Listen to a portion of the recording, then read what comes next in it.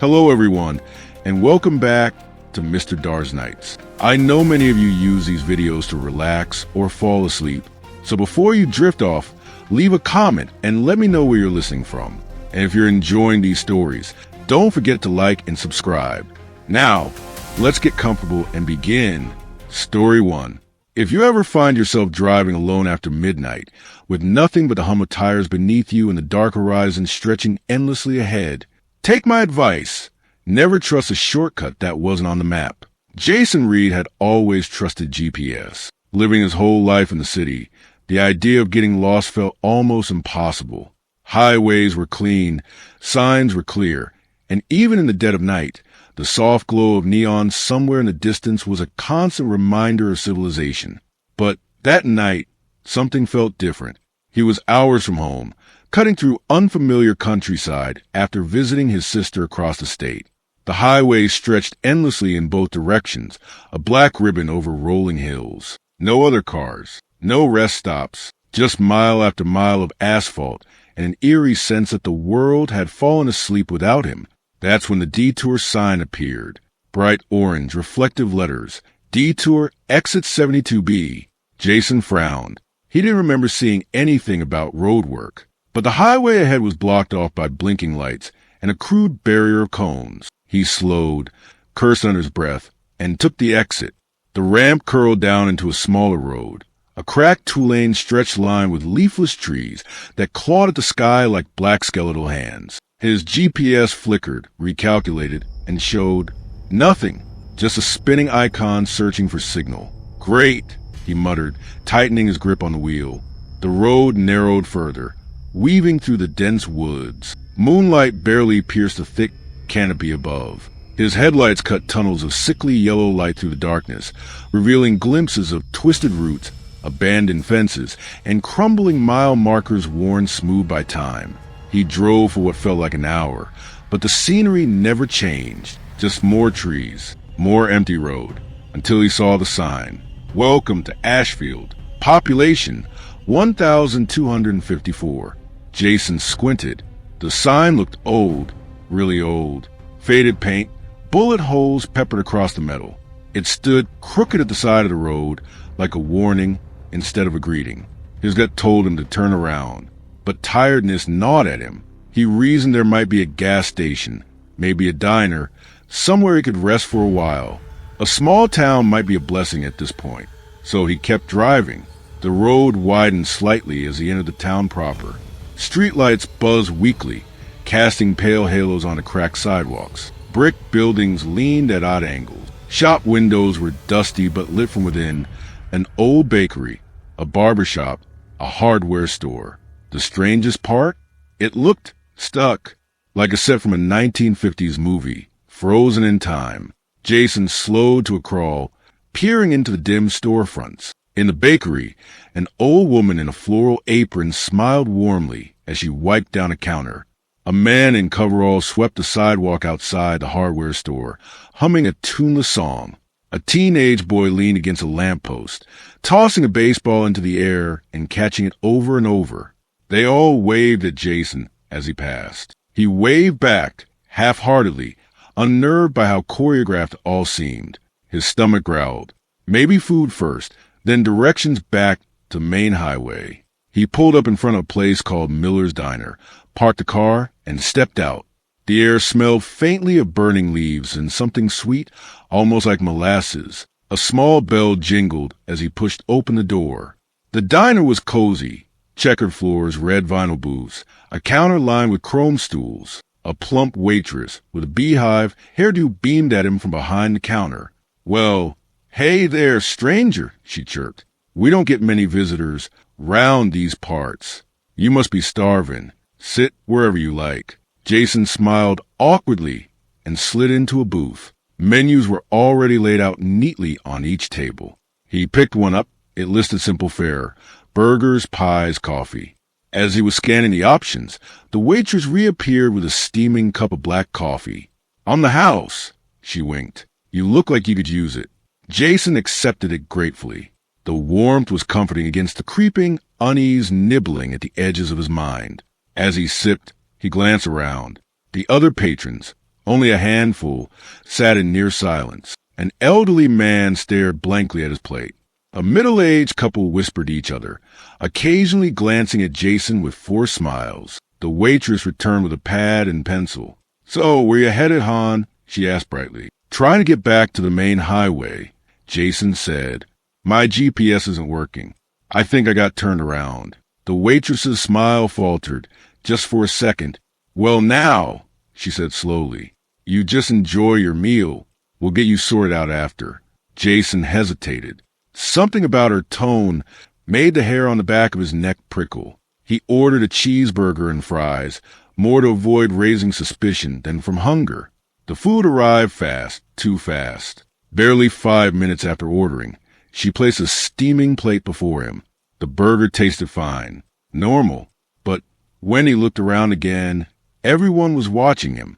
Every single person in that diner had stopped eating, stopped moving, just staring with wide, expectant eyes. Jason put down the burger, his mouth dry. "I think I'll just hit the road," he said, standing up. The waitress's smile widened unnaturally. "Oh, you don't want to do that, Han," she said. "Night's a dangerous time round here." Jason didn't answer. He threw a crumpled 20 on the table and backed toward the door. The moment he stepped outside, the town was silent. No breeze, no sounds. The streets were completely empty. Even stranger, the sky above had shifted.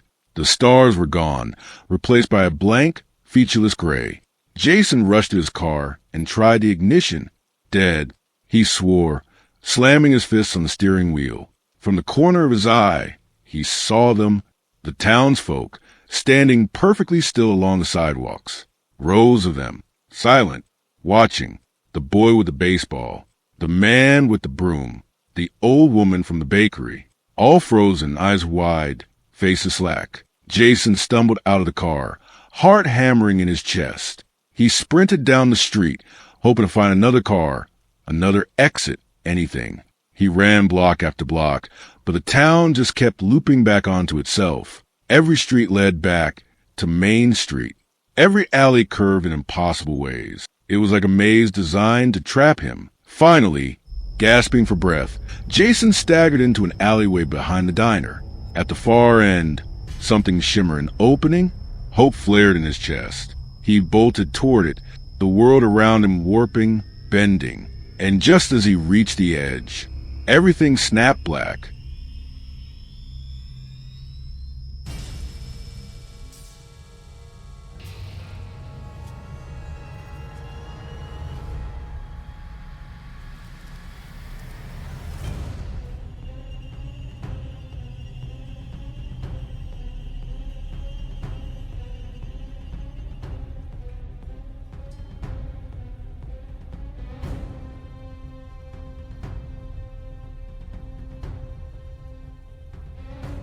If you ever wake up in a place you don't remember driving to, with the same faces staring at you and the same clock ticking endlessly overhead, whatever you do, don't trust your own memories. They aren't yours anymore. Jason blinked awake, cold sweat slicking his skin. He was back in his car, parked in the exact same spot outside Miller's diner. The engine was dead silent. The dashboard clock blinked 12 o'clock again and again, frozen, refusing to move forward. He rubbed his eyes, disoriented. For a wild moment, he thought maybe he had just dreamed the whole thing. The detour, the diner, the blank sky, the staring townsfolk. But when he looked up, the waitress was there, standing at the diner window, smiling at him with that same too wide, too bright smile, like she hadn't moved an inch since he first arrived. Jason's heart thudded heavily in his chest. He shoved open the car door, stumbled out, and looked around. Same cracked sidewalks, same old storefronts. The town was locked in that eerie, breathless silence. But there was something new this time. A thin, whispering sound filled the air. At first, Jason thought it was a wind, but the more he listened, the clearer it became. It was voices, dozens of them, layered over each other, murmuring just out of earshot, words he couldn't quite catch. Jason backed away from the car, his every instinct screaming to run. But where? He spun on his heel and sprinted down the sidewalk, passing the hardware store, the bakery, the post office. Each window he passed showed the same thing. Townspeople frozen in place, smiles etched into their faces like masks. The farther he ran, the louder the whispers grew. Finally, he stumbled into the town square, a broad circle paved with uneven cobblestones. In the center stood a fountain, dry and cracked, with a crumbling statue of a man holding a clock. Jason staggered toward it, gasping for breath. As he approached, he noticed something horrifying. The clock in the statue's hands wasn't stuck at 12 like the others. It was counting backward, seconds ticking down. 11 hours, 59 minutes and 48 seconds. 11 hours, 59 minutes and 47 seconds. 11 hours, 59 minutes and 46 seconds. Jason stared, mind spinning. What was it counting down to? A noise behind him made him whirl around. The boy with the baseball was there again, standing perfectly still at the edge of the square, just inside the halo of Jason's flickering flashlight. But now, his face wasn't smiling. It was blank, empty, eyes wide and black, like gaping holes. Jason stumbled back. More figures emerged from the streets around the square. The man with the broom, the old woman from the bakery, the couple from the diner. They closed in slowly, moving without sound, their feet not quite touching the ground. Jason backed against the fountain, trapped. "Stay back!" he shouted, his voice ragged. The figures paused. For a terrible moment, Jason thought they might obey. But then, in unison, they opened their mouths, and the whispers exploded into screams. Not ordinary screams. Inhuman, distorted, crackling through the air like broken radios. Jason clamped his hands over his ears, but the noise was inside his head, rattling his teeth, shaking his bones. The countdown ticked faster now. 11 hours, 59 minutes and 10 seconds. 11 hours, 59 minutes and 9 seconds. 11 hours, 59 minutes and 8 seconds. Something deep in Jason's mind cracked. Memories spilled out, not his own memories. Visions of other people, strangers, trapped in the same town, running the same streets, screaming into the same blank sky. Over and over again, caught in a cycle that never ended. Jason saw a man in a business suit pounding on a diner door, begging to be let out. A woman in a red dress sobbing in the town square, her reflection shattered in the dry fountain. A little girl running in circles, clutching a broken doll, her mouth open in a silent scream. And worst of all, Jason saw himself, older, gaunt, wandering the streets with the same empty, slack-eyed expression as the others. "No!" he gasped, clutching his head. "No, this isn't real." The countdown hit 0. The world flashed white. And Jason was standing in front of the diner again. Same car, same waitress, smiling at him through the window. But something was wrong this time. Jason looked down at his hands and didn't recognize them. They were smaller, younger. He caught his reflection in the diner window. He was 17 again, a gangly teenager with scruffy hair and a leather jacket he hadn't worn in years. "What the hell?" he whispered. The waitress opened the diner door and waved. "Come on in, Han," she called, her voice syrupy sweet. "We got your favorite seat ready." Jason took a step back, his mind reeling. He tried to remember how old he was supposed to be, what year it was, where he lived. Nothing came. His memories were slipping through his fingers like sand. "No," he muttered. "No, no, no." But the pull was too strong. His legs moved on their own. One step, another. The smell of fresh-baked pie and burnt coffee filled his nose as he crossed the threshold into the diner. Everyone inside looked up and smiled in perfect unison. The booth in the corner, his booth, was waiting. Jason sat down heavily, numb. The waitress brought him a slice of apple pie, without asking. It smelled amazing, familiar.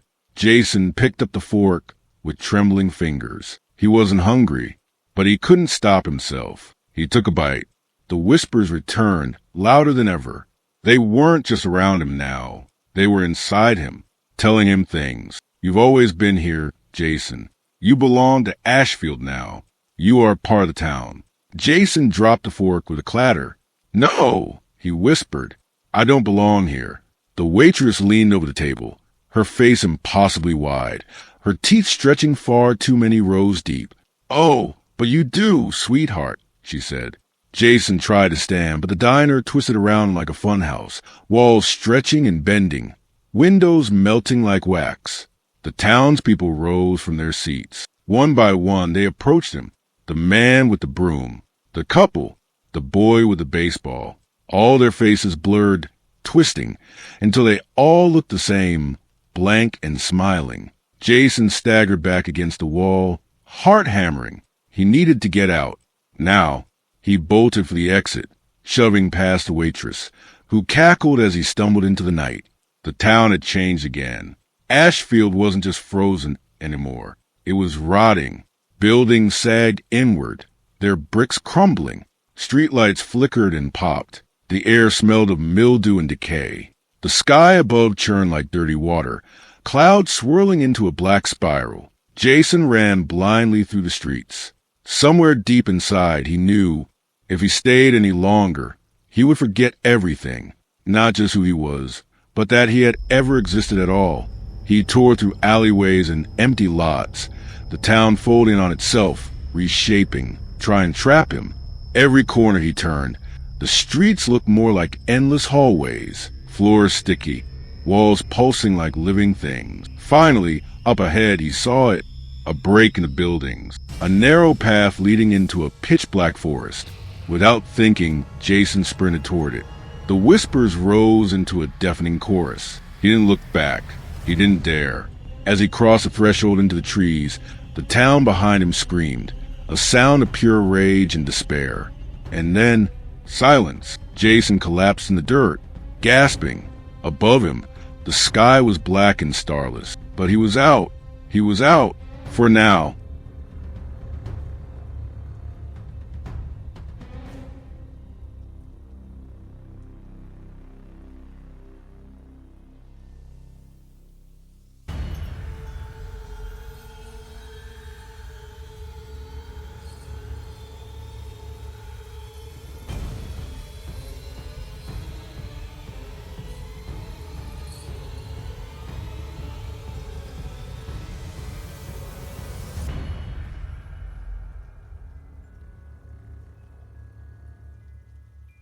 Jason, exhausted and disoriented, follows the forest path, only to find another welcome to SHFALD sign ahead. The town has moved. Have you ever had a nightmare where you woke up gasping in relief, only to realize you were still dreaming?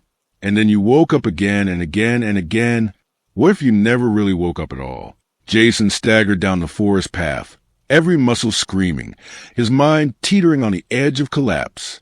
Branches clawed at his jacket. Cold air burned his lungs, but he didn't stop. He couldn't, because just behind him, the town was alive. He could feel it breathing, hunting him through the dark trees. Ashfield wasn't just a place. It was hungry. Jason stumbled over a root and nearly fell, but he caught himself hard hammering. The woods stretched endlessly ahead, the path illuminated only by the faint, sickly glow of a moon he couldn't see. Then he saw it. A clearing. Relief surged through him. He broke into a desperate sprint, bursting out of the trees, and froze. Standing before him, crooked and half hidden by the mist, was a wooden sign. "Welcome to Ashfield, Pop Infinity." Jason stared in horror. He turned back toward the woods, ready to run the other way. But the forest had vanished. Behind him now were buildings, cracked sidewalks, crooked storefronts, and the endless whispers. He was back. Jason's knees buckled, and he sank to the ground, clutching his head. "This isn't happening," he gasped. "This isn't real." But it was. Ashfield had no roads out, no forests, no skies, only endless streets, looping forever. And Jason was trapped inside his heartbeat. "You belong to the town," the whispers crooned. Jason forced himself to his feet, staggering forward. Maybe he couldn't escape by running. Maybe there was another way. He thought of the clock statue, the one counting backward. Maybe if he found it again, he could break the cycle. Maybe it was the only plan he had. Jason moved through the twisted streets, the town morphing around him.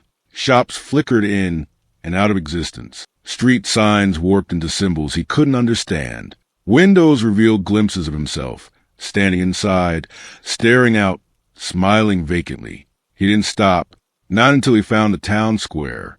The fountain was still there, but it was wrong now. The statue of the man holding the clock had crumbled into rubble. In its place stood a mirror, 7 feet tall, its surface rippling like black water. Jason approached cautiously.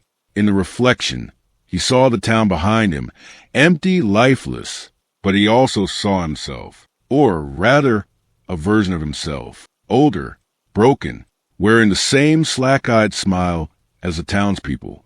The reflection raised its hand. Jason didn't. The reflection waved at him, its grin stretching impossibly wide. Jason stumbled back. The whispers grew louder, drowning his thoughts. "Let go," they sang. "You're tired. Rest now. Stay forever." Jason shook his head violently. "No," he screamed. "I won't be part of this." The mirror rippled, and the reflected Jason stepped out. It grabbed Jason by the throat, its touch icy cold. Jason struggled, gasping, kicking. The reflection's mouth opened wider and wider until it was just a gaping black void. The whispers poured out, smothering him. Jason felt himself slipping. Memories, his childhood, his parents, his first love, peeled away like old wallpaper. "No!" he croaked. "No, no, no!" With a surge of desperation, Jason reached into his pocket and found something he hadn't realized he was still carrying. The rusty car keys from his abandoned vehicle. He gripped them tight and, with all his strength, drove the jagged metal into Reflection's chest. The Reflection let out a guttural shriek. Not a human sound, but something deeper, older, full of rage. The mirror shattered into 1,000 screaming shards. Jason was thrown backward, landing hard on the cracked stones. The whispers stopped. For the first time since arriving, the town was silent. Jason lay there, stunned, staring at the sky. Above him, stars blinked into existence one by one, scattered across the black dome like distant candles. The town around him began to unravel. Buildings collapsed into dust. Streetlights flickered and died. The ground itself cracked open, revealing endless darkness below. Ashfield was dying. Jason forced himself to his feet. He had to move. Now, he stumbled toward the edge of the square, where a gaping hole had opened in the earth. Beyond it, he could see something. Light.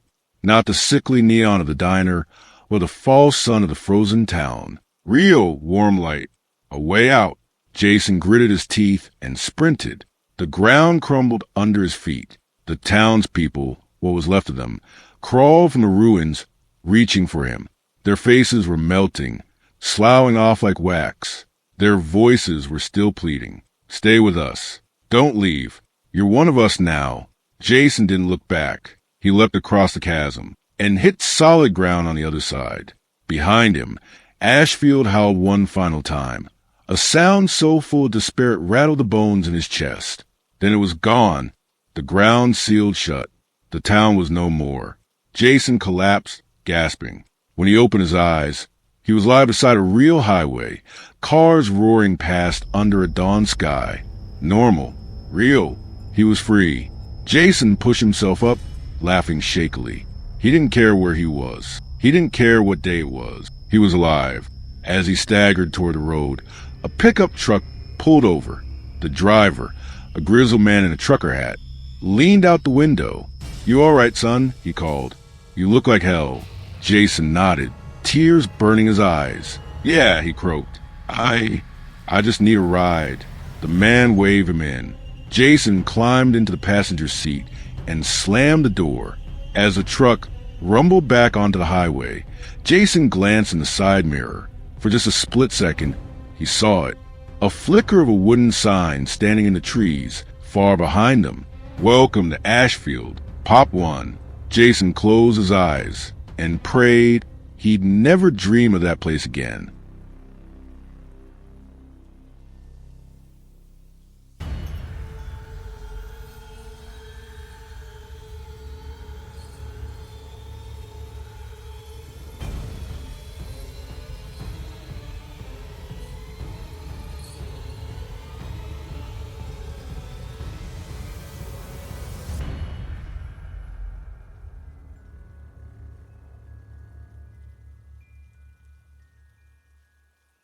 Story 2. They say you can tell if a place is alive by its sounds, the hum of a fridge, the footsteps of neighbors, the distant murmur of life behind thin walls. But what if all you ever heard was nothing? Lily Hart dragged the last cardboard box across the scuffed wooden floor and collapsed onto her old couch, wiping sweat from her forehead. Her new apartment was small, barely enough for her furniture, but it was hers. After years of couch surfing, toxic roommates, and soul-sucking jobs, she finally found a place where she could breathe. Quiet, peaceful, maybe a little too peaceful. The building had a strange charm. Faded wallpaper, vintage brass doorknobs, intricate crown molding along the ceilings. It was like stepping back in time. She hadn't seen many other tenants during the move-in. Just an old woman peeking through a cracked door on the third floor, and a maintenance man silently sweeping the entrance hall. But Lily hadn't thought much of it. She craved solitude. In fact, the absolute silence was a blessing after years of city noise pounding through thin walls. At least at first.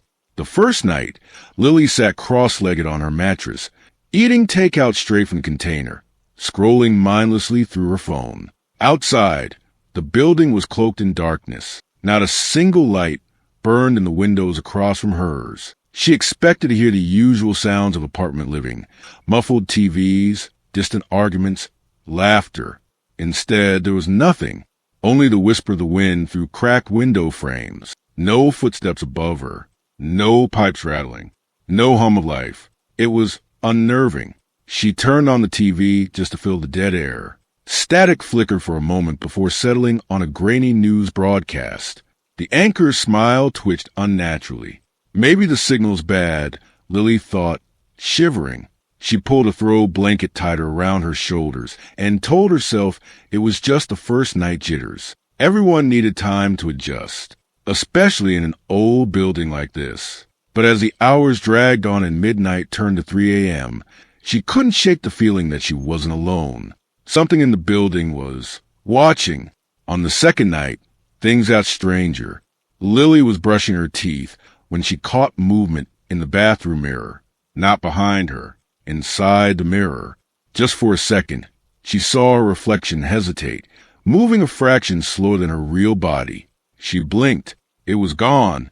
She finished brushing quickly, heart pounding. In the hallway, she paused by the door to apartment 2B, the unit directly across from hers. The door stood slightly ajar. She hadn't noticed that before. Curious, Lily leaned closer. The hallway smelled musty, like wet concrete and old paper. "Hello?" she called, instantly regretting it. No answer. No movement. She pushed the door open a little more and peered inside. The apartment was empty. Dust coated the floor like fresh snow. Furniture was overturned, broken. There were handprints on the walls, dozens of them, pressed in long smears of something dark. A chill ran down Lily's spine. She backed away, heart hammering, and closed the door gently. Back in her own apartment, she locked the door, latched it, and jammed a chair under the knob. That night, she slept with the lights on. Day 3. Lily decided to explore a little. Maybe she was just letting her imagination run wild. Maybe if she saw more tenants, she'd feel better. She knocked on doors up and down the hallway. No one answered. She listened at each door for sounds, TVs, conversations, music. Nothing. At the end of the hall, she found the stairwell. Graffiti lined the cracked concrete walls. Most of it was harmless, tags, scribbles. But one phrase stood out, repeated over and over in frantic, jagged handwriting. "Don't listen." Goosebumps prickled her skin. She hurried back to her apartment, heart racing. Inside, she tried to distract herself, organizing books, cleaning, anything to fill the silence. At one point, she thought she heard footsteps above her, a slow, dragging shuffle. Relieved, she pressed her ear to the ceiling. Someone was there. Maybe she wasn't alone after all. She went to her window and looked up, craning her neck. The apartment above hers was pitch black. No lights, no movement. Still, she was sure she heard it. The faint scrape of something heavy being dragged across the floor. A chair? A body? Lily shook the thought away. That night, she lay awake, staring at the ceiling. The dragging sound continued for hours. At 2:13 a.m. exactly, it stopped. In the suffocating silence that followed, Lily finally drifted into a fitful sleep. She dreamed of doors slamming in endless hallways, of whispers that grew louder the more she tried not to hear them, of faces pressed against glass, smiling with mouths too wide. When she woke, the apartment was filled with the faint smell of burning. She ran to the kitchen. The stove was cold. The lights flickered once, and then steadied.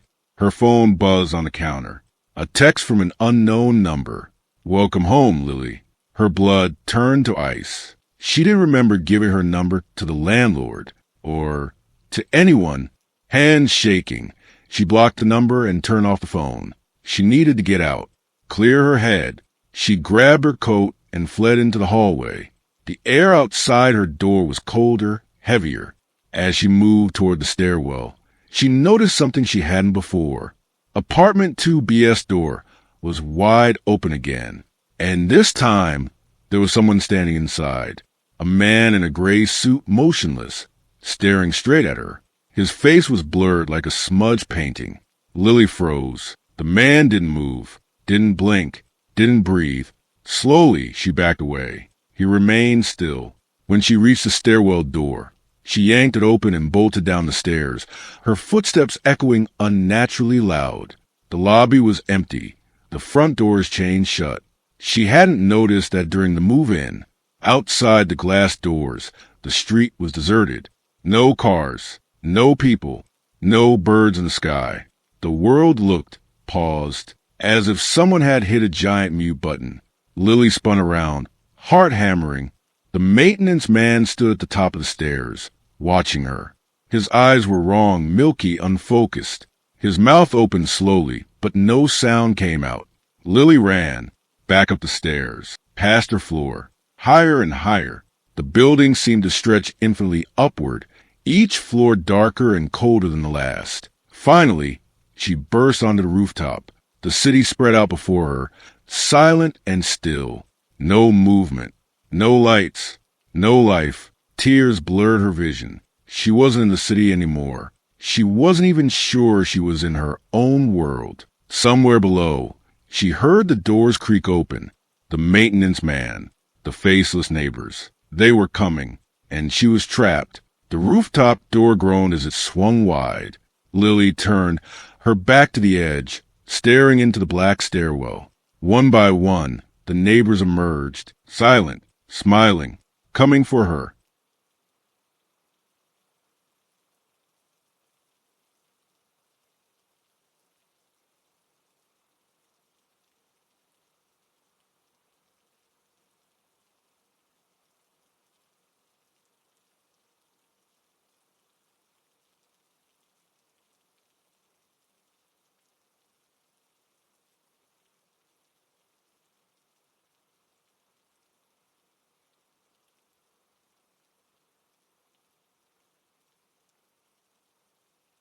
The silent neighbors crept closer, their faces frozen in wide, unnatural grins. Lily's heart hammered against her ribs, panic flooding her veins. She backed up until her heels touched the low wall at the edge of the rooftop. Behind her, a sheer drop. In front of her, the impossible tenants, dozens of them now, moved in eerie unison, silent as death. She had nowhere left to run. "Stay back!" she screamed, her voice cracking against the oppressive stillness. But the sound barely traveled. It was as if the air itself swallowed her voice whole. The first neighbor reached out a pale, trembling hand. Lily squeezed her eyes shut and jumped. The fall should have been quick, brutal, final. Instead, she landed with a jarring thud on carpet. Gasping, she opened her eyes. She was back inside the building. Not outside, not on the street. The familiar hallway stretched before her, dimly lit, the walls peeling. Apartment 2B's door stood ajar. She scrambled to her feet, disoriented, her body aching from the impact. "What the hell is happening?" she whispered, clutching her sides. Down the hallway, she heard it, the soft, rhythmic dragging sound from above, just like before. Except this time, it was louder, closer. Lily stumbled backward, heart racing. The stairwell door slammed shut behind her with a deafening bang, making her jump. She spun toward her own apartment. Foresee. If she could just lock herself inside, she could figure out what to do. She sprinted to the door, fumbled with the keys, hands shaking so badly she dropped them. As she knelt to pick them up, she heard the neighbor's footsteps, soft, deliberate, getting closer. The key finally slid into the lock, and Lily shoved the door open, slamming it behind her and bolting it tight. Breathless, she leaned against the door. Silence. No footsteps. No knocks. It was as if they had vanished. She slumped to the floor, the cheap carpet scratchy against her legs. Her mind reeled. She needed answers. Had she fallen and hit her head? Was this a hallucination? Or worse, was she already dead? She reached for her phone, but it was gone, vanished from her pocket.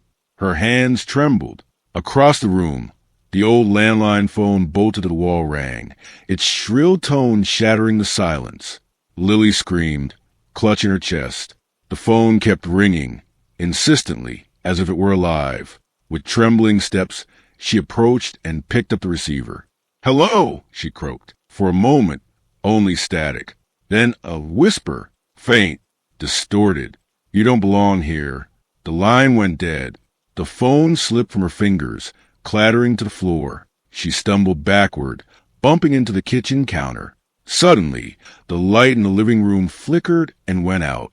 The bulb above her buzzed angrily, then popped, plunging her into darkness. Only the soft red glow of the digital clock on the stove remained, casting eerie shadows across the walls. 2:13 a.m. Again, the same time every night. Lily's mind raced. This wasn't just an old building with strange tenants. Something was wrong with the place itself. The question was, what? And more importantly, how could she escape? She didn't have long to ponder. From the corner of her eye, she saw movement, the reflection of the window, shapes moving in the hallway outside her door. Slow, methodical. The neighbors, they hadn't gone. They were waiting. Waiting for what? The doorknob rattled. Lily backed away, searching for anything to defend herself. She grabbed a heavy metal lamp, raising it like a club. The door shuddered under a heavy blow. And then silence. After a long, agonizing moment, Lily crept to the peephole. Her breath fogged the cold metal. She squinted, heart hammering. The hallway was empty, or so it seemed. As she leaned closer, she noticed something, tiny scratches all over the outside of her door, as if someone or something had clawed at it. She stumbled back, lamp clutched in white-knuckled hands. A sudden, sharp knock made her jump. Then another, and another. Knocks from every direction. The windows, the walls, the floor. It was as if the building itself was alive, pounding, demanding to be let in. In desperation, Lily grabbed her coat and made for the fire escape window. She struggled with the old rusted latch, finally wrenching it open. Cold air blasted her in the face. She climbed out onto the narrow metal ledge, heart racing. The city stretched before her, but it was wrong. The buildings were warped, melting into each other like wet paintings. The streetlights flickered like dying fireflies. No stars shone in the black sky. And then she saw them, the neighbors, spilling out of windows, crawling over rooftops, scaling walls like insects, all of them coming toward her, silent, smiling. Lily's lungs seized. She scrambled down the fire escape, metal groaning under her weight. A few floors down, she jumped onto a nearby balcony, wrenching open the sliding glass door. It gave way with a shriek. She tumbled inside, into another apartment. Dust choked the air. Furniture was overturned. Photographs lay smashed on the floor. She staggered to her feet and froze. The walls, every inch of them was covered in writing, scratched into plaster by desperate hands. One phrase repeated over and over. "You can hear them if you listen." Lily backed away, dizzy. Her ears buzzed. At first, she thought it was her own heartbeat. But then she realized there were voices hidden in the static. Whispers, laughing, crying, begging. She clamped her hands over her ears, but it didn't stop. The voices were inside her mind now, echoing through her skull. She ran blindly through the apartment, searching for a way out. She burst into the hallway and stopped short. The neighbors stood there, shoulder to shoulder, blocking the way, their heads tilted at unnatural angles, their eyes empty, their mouths moving soundlessly. As one, they raised their hands and pointed at her. Lily turned and fled down the hallway, heart hammering. She barreled into the stairwell, taking the steps two at a time. Down, down, down, floor after floor, past doors marked with peeling numbers, past graffiti that pulsed and writhed under the flickering lights. Finally, she burst into the basement. The air was thick, damp, freezing. Water dripped from rusted pipes. In the corner, a heavy metal door loomed. It wasn't marked. It didn't belong in a residential building. But Lily didn't hesitate. She ran to it and pulled. It opened with a shriek of tortured hinges. Beyond was only darkness and a sound, a low, humming chant, voices, thousands of them, welcoming her. Lily stepped forward, and the door slammed shut behind her.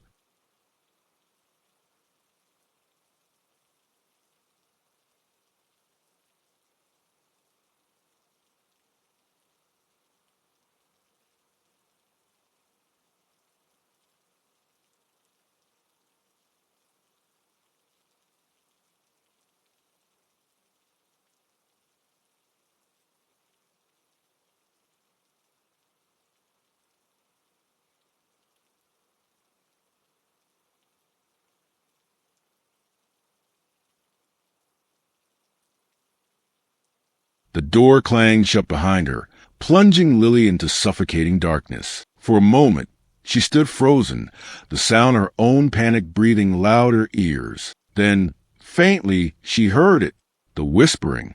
It was closer now, so close it almost felt like breath on her skin. Her hand groped along the wall until her fingers brushed against the switch. She flipped it.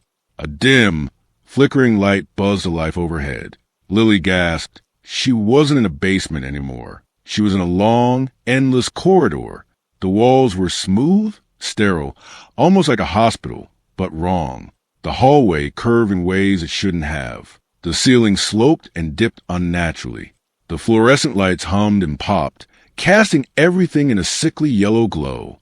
Behind her, the door had vanished. There was no way back. She swallowed hard and took a trembling step forward.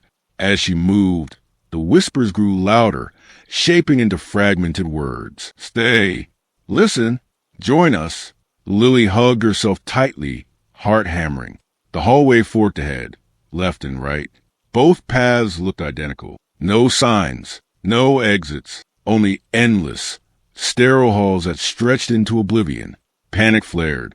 She chose left, running now. She passed door after door, each identical, each numbered only with flickering digits that changed every time she blinked. 201, 402, 113. None of it made sense. She reached for one of the doorknobs, hesitated, then turned it. The door swung open. Inside was a room that looked exactly like her old bedroom from childhood, down to the faded posters on the wall and the worn-out teddy bear on the bed. Lily stumbled backward, bile rising in her throat. She hadn't thought about that room in years. How could it be here?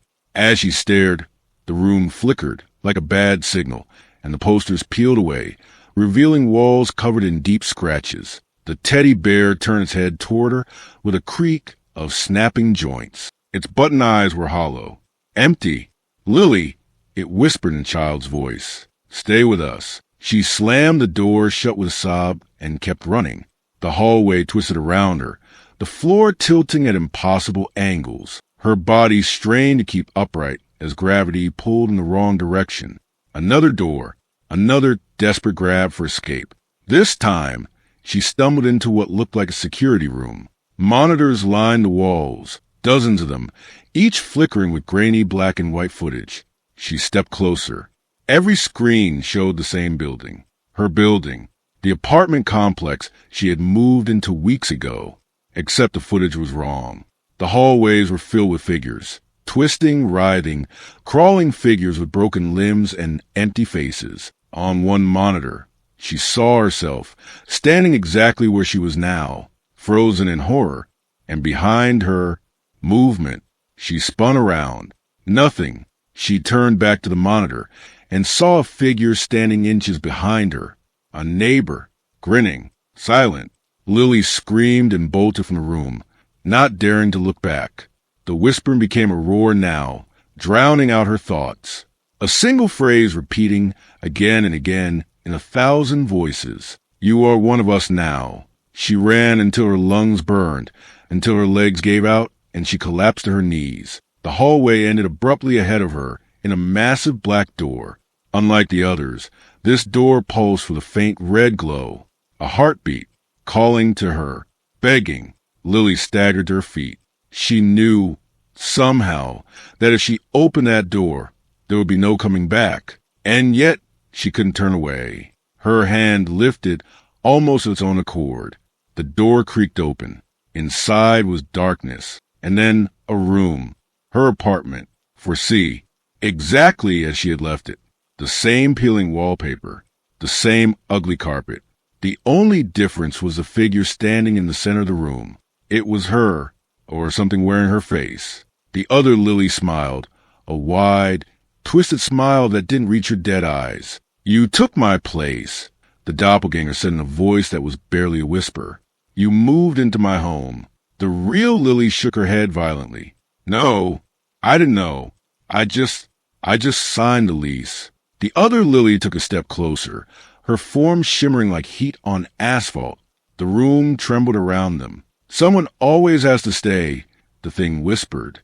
You stay. I go. The horror of understanding sank into Lily's bones. This was a trap. The reason the building was so cheap, so silent, the reason no one ever left. The neighbors weren't living. They were prisoners, souls trapped in the building's rotten heart. Now it was her turn. The other Lily reached out a hand. Lily stumbled back, but there was nowhere to run. The door behind her had vanished. The room closed in, the walls pulsating like the inside of a living creature. The other Lily touched her forehead with icy fingers, and everything fractured. Pain, noise, darkness. When Lily opened her eyes, she was standing outside the apartment building. The morning sun gleamed dully off the windows. Her bag was slung over her shoulder. She blinked, disoriented. Had it all been a nightmare? A hallucination? The street buzzed with normal city sounds. People talking. Cars honking. She exhaled a shaky breath. Maybe she just needed sleep. Real sleep. With a trembling hand, she reached into her pocket and pulled out a set of keys. Keys to 4C. Attached to the ring was a note she hadn't seen before. Written in smudged black ink. Thanks for staying. Enjoy your new home. The keys felt heavy. Too heavy. She turned to look at the building and froze. In every window, a neighbor stood silently, staring down at her, smiling. And she realized she hadn't escaped. She was still inside. She would always be inside. Forever. The silent apartment had claimed her, and it never let its tenants go. Story 3. The first night they arrived at the cabin, the wind spoke their names. At least, that's what Anna thought she heard as she dragged her suitcase across the icy porch, her boots crunching loudly on the thin layer of snow. The frozen lake stretched out in front of them, a glistening white sheet under the black sky. It was supposed to be a peaceful winter getaway. Just Anna, her husband Mark, their 8-year-old son Ben, and their teenage daughter Emily. A chance to unplug from the world. No phones, no Wi-Fi, just the four of them and the quiet. But the quiet here wasn't empty. It was filled with whispers. Did you hear that? Anna asked, pausing on the porch. Mark frowned, tugging another suitcase from the trunk. Hear what? Never mind, she muttered, shaking her head. Maybe it was just the wind cutting across the lake. Maybe she was tired from the long drive. They unpacked quickly. The cabin was exactly as promised, cozy, rustic, with a roaring fireplace and huge windows that overlooked the frozen expanse of Silver Pine Lake. Ben raced around, excited by the bunk beds and the old sled stacked on the porch. Emily, as expected, sulked quietly, earbuds firmly in place. Night fell fast, swallowing the landscape in an eerie blue twilight. The temperature dropped sharply. By the time they finished dinner, the windows were already frosting over. After tucking Ben into bed, Anna stood by the window, staring out at the lake. The surface looked solid. Still,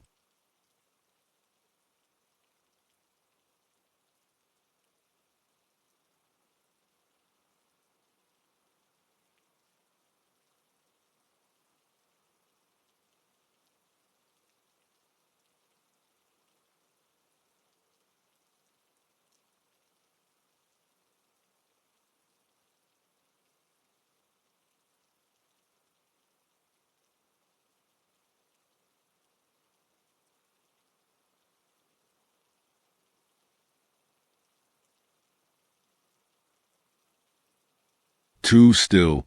In the distance, near the far side of the lake, she thought she saw movement, a small, dark shape slipping across the ice.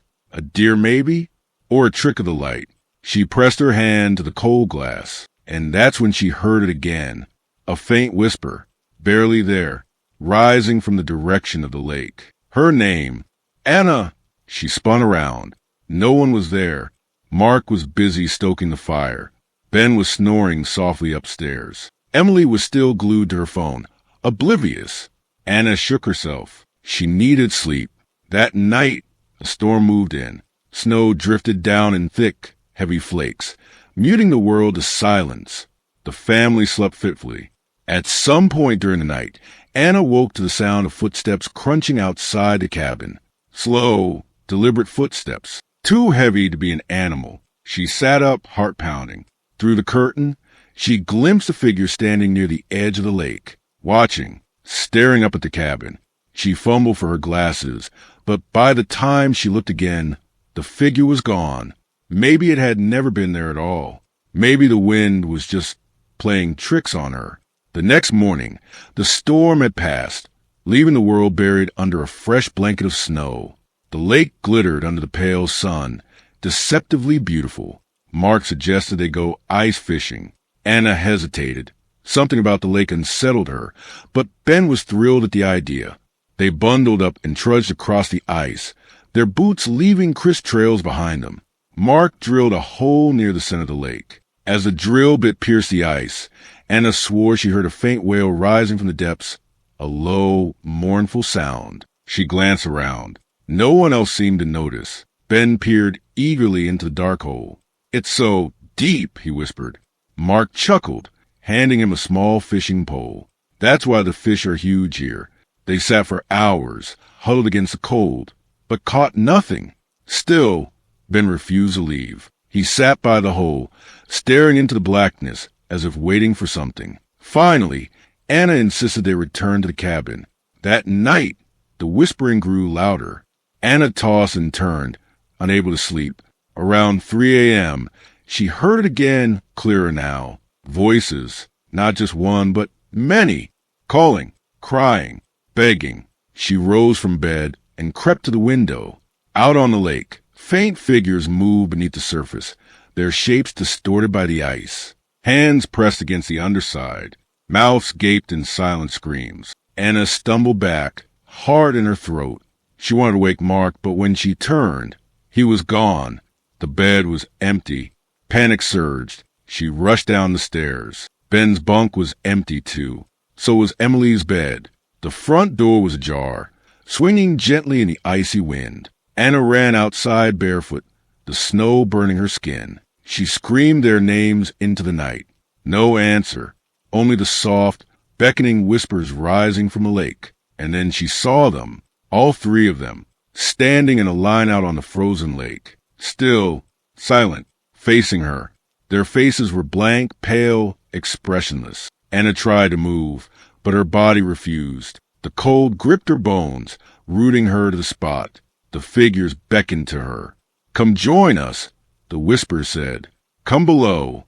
Anna closed her eyes. When she opened them again, she was back in her bed. Morning light streamed through the window. Mark snored softly beside her. Ben and Emily argued downstairs over breakfast. Everything was normal, except it wasn't. She could still hear the faint echo of the voices. still feel the chill in her bones. The lake was waiting, and it wasn't done with them yet. The second night, the lake spoke back. Anna didn't tell anyone about the whispers. She convinced herself it was a dream, a vivid nightmare fueled by exhaustion and the eerie silence of the place. But deep down she knew something was wrong. After breakfast, they tried to act normal. Mark shoveled the snow off the porch. Ben begged to go sledding down the hill behind the cabin. Even Emily, usually glued to her phone, wandered outside to take photos of the frozen lake, posting to her barely used social media. Anna stayed close to the windows, watching the lake. The ice looked thicker today, cloudier, like something beneath it had stirred and frozen again. By late afternoon, clouds gathered overhead, heavy and low. Another storm was coming. Ben insisted on one last sled ride before dark. Anna bundled him up and watched nervously as he trudged up the hill with Mark. Emily followed reluctantly, earbuds in, snapping selfies. For a few precious minutes, laughter echoed over the snow. It almost felt normal. Almost. Anna turned away just for a second to stoke the fire. When she looked back, Ben was gone. The sled lay at the bottom of the hill, abandoned. Emily stood frozen halfway up, staring toward the lake. Mark was shouting something Anna couldn't hear, waving his arms frantically. Anna's heart lurched. She threw on her boots and raced outside. "Where is he?" she screamed. Mark pointed wildly toward the lake. Anna's stomach dropped. Ben, small and dark against the blinding white, was walking straight onto the ice, straight toward the center, toward the black, open hole they drilled the day before. "No!"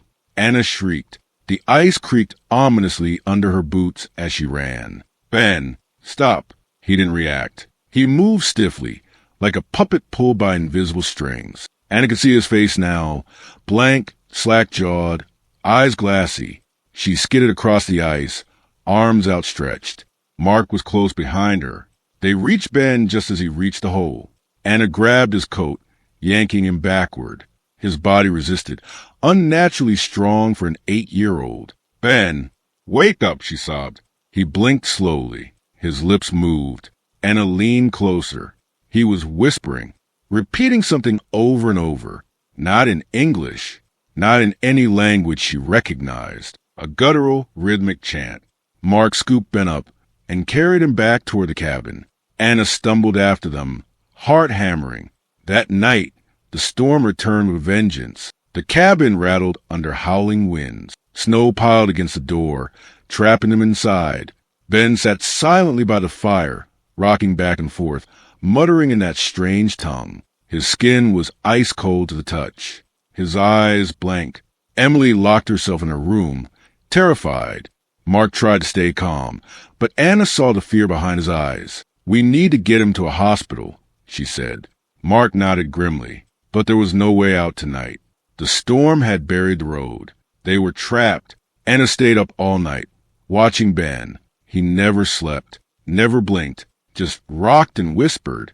Around 3 a.m., Anna dozed off in her chair. She woke to the sound of soft footsteps. Ben was gone. The front door was open, snow swirling inside. Anna screamed for Mark. They bolted into the storm, calling Ben's name. The lake loomed in the darkness, an endless, shifting sheet of white. And there, out in the center, stood Ben, on the ice, perfectly still, facing them. Anna's breath caught. Something was wrong, terribly wrong. Ben wasn't alone. Shapes moved around him, pale, half-seen figures sliding beneath the ice. They circled him, closer and closer. The ice groaned under their invisible weight.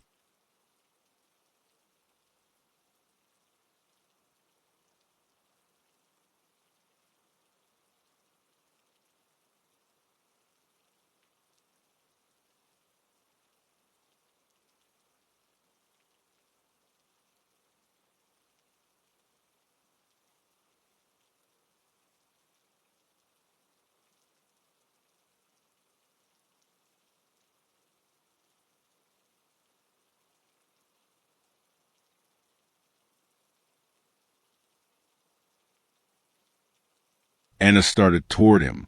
Mark grabbed her arm. "Wait!" But Anna wrenched free. She stumbled across the lake, each step a prayer the ice wouldn't crack. The whispers grew louder with every step, not in her head anymore. Real, all around her, begging, crying, laughing. Ben's mouth moved, mimicking the whispers. He raised one hand, beckoning her closer, closer. Anna reached for him. Their fingers brushed, and the ice beneath her feet shattered. The world tilted. Freezing water swallowed her in an instant. Darkness closed over her head. The cold was blinding, numbing, a living thing clawing at her skin. Hands, dozens of them, grabbed at her ankles, pulling her down. Faces loomed in the black water, eyes wide and mouths screaming silent songs. Anna kicked and fought, but the hands dragged her deeper. Then, a sharp yank. Someone was pulling her up. She broke the surface, gasping, clawing at the shattered ice. Mark hauled her out, dragging her onto solid ground. She coughed and shivered, her body racked with cold. Ben was lying a few feet away, unconscious. Mark bundled them both in blankets and rushed them back to the cabin. Hours passed. Anna hovered on the edge of consciousness, fevered and delirious. She dreamed of the lake, dreamed of falling forever, dreamed of voices whispering secrets she couldn't understand. When she finally woke, the storm had passed. The cabin was silent, too silent. No crackle from a fire, no sound of Mark moving around, no Ben, no Emily. Anna sat up, heart thudding. The front door stood wide open. Snow drifted in, melting on the wooden floor. Beyond the doorway, footprints led away into the dawn, across the fresh snow, toward the lake. 3 sets of footprints. Anna staggered to her feet. She followed the trail, barefoot and shivering, her breath hanging in clouds before her. At the edge of the lake, she saw them, Mark, Emily, Ben, standing side by side on the ice, staring down into a fresh hole in the center. The whispers rose again, louder than ever. Anna stepped onto the ice. It cracked beneath her weight, groaning in protest. Slowly, carefully, she made her way toward them.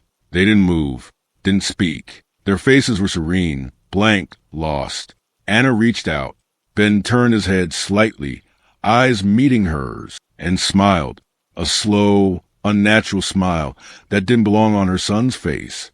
Then, without a word, he stepped forward and plunged into the hole. Anna screamed. Mark and Emily followed, slipping silently into the dark water, without a sound. Anna fell to her knees, sobbing. The hole gaped before her, black and bottomless. The whispers sang around her, sweet and terrible. "Join us," they said. "Come below." She crawled forward, tears freezing on her cheeks. She peered into the water. Beneath the ice, faces swam, hundreds of them, pale, frozen, waiting. Ben's hand reached up toward her from the darkness. Anna leaned closer. The ice cracked under her and gave way. The ice split wide open, swallowing Anna whole. For a split second, everything was silent. The world felt like it was holding its breath. Then the cold hit, a bone-deep chill that wrapped around her chest, gripped her lungs and squeezed. Anna screamed, but the sound vanished into the deep, swallowed by the ice-cold water.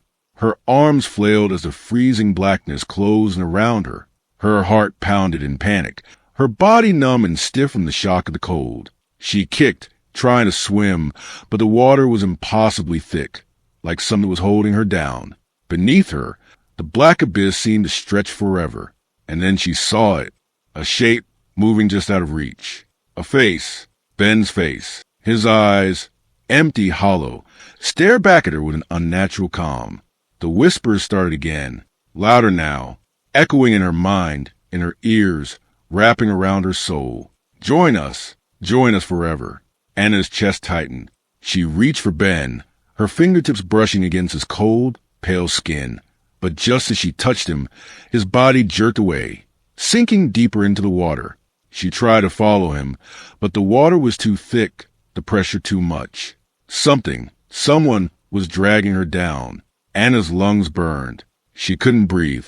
Her legs kicked wildly as she tried to push herself back to the surface. The ice above her cracked, breaking apart as if the lake itself was rejecting her. The darkness below pulled harder, and then a hand gripped her wrist. Not Ben's, not anyone she knew. The hand was cold, far colder than anything human, and covered in thin, translucent skin that looked as if it had been underwater for centuries. Anna's heart skipped a beat. She turned her head, her blood running cold as she saw the figure rising from the depths, a figure made of ice and water, a creature from the lake's forgotten past. Its face was featureless, blank, a smooth expanse of skin, but its eyes, if they could be called eyes, were black and endless, like holes into the universe itself. The figure pulled her deeper, its grip like iron, dragging her toward the dark heart of the lake. Her lungs screamed for air, but it was no use. The water pressed against her, suffocating her. She could hear the whispers now, clearer than ever. "Come below," they sang. "Come and stay." The figure pulled her down, through layers of freezing darkness, deeper than she had ever been. It was as if the lake was alive, a monstrous thing that devoured everything it touched. Anna's vision blurred. The world was slipping away. But as her mind began to slip into unconsciousness, she saw something. A shadow beneath the water, a moving figure that was not the creature, not Ben, but something else entirely. Someone she recognized. It was Mark. He was sinking too. His face was twisted in agony as he reached for her, his mouth forming words she couldn't hear. Her heart gave one last, desperate thud in her chest. Without thinking, Anna reached for him, ignoring the icy grip that had taken hold of her wrist. But as her fingers brushed his, something inside her snapped. A burst of energy, rage, fear, and desperation fueled her limbs. With one final push, Anna broke free from the creature's grip, kicking her legs harder, using the last of her strength. She shot toward the surface like a rocket. The cold air hit her like a slap in the face as she broke through the water, gasping for breath. She reached the shore, her lungs burning, her body convulsing with cold. She scrambled to her feet, drenched and trembling, but something inside her had changed. She was alive, but the lake, its whispers, would not let her forget. And as she stood there, watching the fading ripples in the water, she realized the truth. The lake wasn't just a place. It was a thing, a hungry thing, a thing that never let go. Anna turned and staggered back toward the cabin, the storm long gone. Behind her, the ice shifted. A faint whisper echoed in the distance. "Join us," it murmured. "Forever." She didn't stop. She wouldn't. She had to survive. But as she entered the cabin, shaking and numb, she saw something. Ben's face in the window, staring at her, frozen, blank, watching. And Anna knew, no matter how far she ran, no matter how much time passed, she would never escape. The lake was calling her. It was always calling her. The whispering would never stop. It would never let her forget.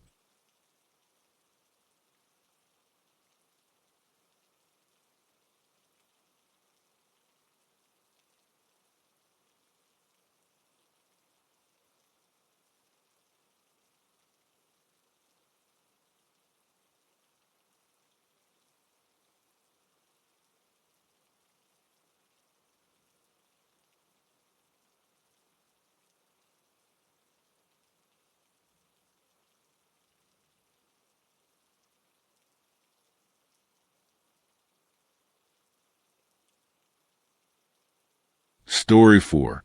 Tom sat alone in the darkened radio station, surrounded by dusty equipment and old tapes. The once thriving hub of local news and music was now a decaying ghost of its former self. The air smelled musty, thick with the scent of time forgotten. It was well past midnight, the dead of night, when the silence was the loudest.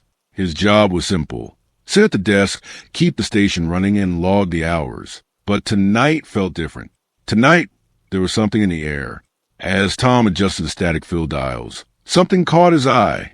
The dimly flickering lights from the equipment blinked like an irregular heartbeat. Then, with a crackle, the speaker came to life. But this wasn't any regular broadcast. It was something alive. The static twisted into a voice, a familiar voice. Tom, his pulse quickened. He froze, staring at the radio, the hairs on the back of his neck standing up. It couldn't be. The station had been off the grid for years, abandoned. There was no reason for a broadcast, let alone one with his name. Yet there it was. The voice was low, distorted, but unmistakably clear. Tom. It repeated, this time with more sinister tone. Tom felt his throat tighten. Was someone playing a prank? Had someone managed to hack into the station? He quickly stood up, reaching for the off switch, but as his fingers hovered over the button, the voice came again, sharper, more distinct. Tom, you shouldn't have come back. The word sent a chill down his spine. He didn't know what to do. He tried to convince himself it was a technical malfunction, some old broadcast tape running on a loop. But deep inside, he knew that wasn't the case. He was alone in the building. At least, that's what he thought. Who is this? Tom shouted into the empty room, his voice shaky. Who are you? But the voice didn't answer. Instead, the broadcast continued, recounting moments from his life that no one should know. His past mistakes, his secrets. It all came flooding back, a torrent of memories, both good and bad, that felt like they were being dragged out of him unwillingly. A low laugh echoed from the speaker. It sent a surge of unease through Tom's body. You can't hide from the past, Tom. The voice on the radio only grew louder, more mocking. Each word felt like it was wrapped in darkness, pulling him further into the station's unsettling atmosphere. You thought you could escape. Tom clenched his fists, trying to ignore the cold sweat running down his neck. The voice had gotten too specific. It knew about his failed marriage, his estranged family, even the dark thoughts he'd tried to bury long ago. But it wasn't just recalling his past. It was manipulating it, rewriting it. I'm always here, Tom. Watching. Waiting. You've been waiting for me to return, haven't you? Tom turned around, scanning the room as the voice seemed to echo from every corner. It was coming from the speakers, but also from the walls, from the very air he was breathing. He backed up towards the door, but it wouldn't open. The handle refused to budge, as though the room had sealed him inside. His heart raced as the clock ticked past 2 a.m., the eerie silence broken only by the incessant crackling of the speaker. Then came a shift. The voice turned darker, more malevolent. At 3 a.m., something terrible will happen. Something you can't undo. Tom stumbled backward. Was it a threat? A warning? Or had he somehow triggered something by coming back to the station? Something that should have stayed buried forever? The sweat pooled on his brow as the sound from the speaker grew louder, impossibly loud, drowning out everything else. It's already started, Tom. Then, just as suddenly as it began, the voice stopped. The radio was silent. The walls stood still. And then he heard it.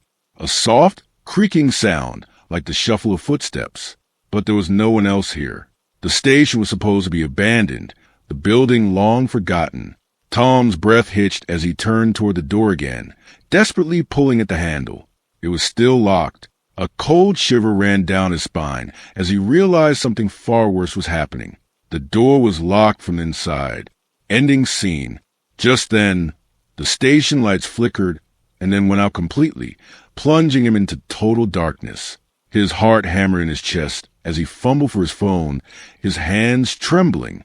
When he found the light, the pale glow illuminated nothing but his own shadow. But then, out of the darkness, a new voice emerged. This one was different. It wasn't from the radio. It wasn't from the speakers. It was in his head. You've always been a part of this story, Tom. The story that never ends. The hairs on the back of his neck stood on end. His hand shot out to the radio dial, desperate to turn it off, to silence the voice. But before he could do so, a deep, guttural sound filled the room, and his phone screen flashed. Incoming call Jason, his brother's name. Jason. Without thinking, Tom answered the call. But there was no voice on the other end, only static, followed by a chilling whisper. You've lost, Tom. It's too late. Tom's phone dropped from his hand, clattering to the floor. He stared at the radio, his mind racing. The words from his brother Jason echoed in his head. It's too late. It felt like a sentence, a final judgment. Tom had only come to the station to finish his shift, but now he was trapped in a nightmare he couldn't escape. The silence that followed felt heavier than ever before. His pulse hammered his ears as he leaned down to pick up his phone, the screen still flashing with Jason's name. But when he pressed it to his ear, there was nothing, no voice, just the same unbearable static. The lights flickered back on weakly, casting eerie shadows across the room. The radio remained silent, but Tom could feel the presence of something unseen. It was as if the station was breathing, watching, waiting. Suddenly, a crackle pierced the stillness. Then the voice. But it wasn't the same voice as before.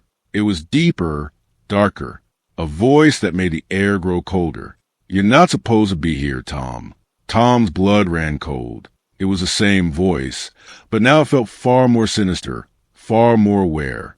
Something had changed. The door to the radio station still wouldn't open. Panic clawed at him, his mind scrambling to make sense of the impossible situation. He turned toward the desk, looking for anything that could help him escape this nightmare. But everything on the desk was old and useless, just forgotten relics of a time long past. His thoughts raced. Maybe he was hallucinating. Maybe he'd snapped, trapped in some psychotic break. But deep down, he knew this was real. He could feel it in his bones. Suddenly, a loud bang came from behind him. Tom spun around, heart leaping into his throat. The sound was deafening, like something heavy had struck the walls. He stepped back, pressing himself against the cold metal of the desk, eyes darting across the room. The silence came again, stretching long and uncomfortable, before the voice spoke once more. This time, the voice was calm, unsettlingly calm.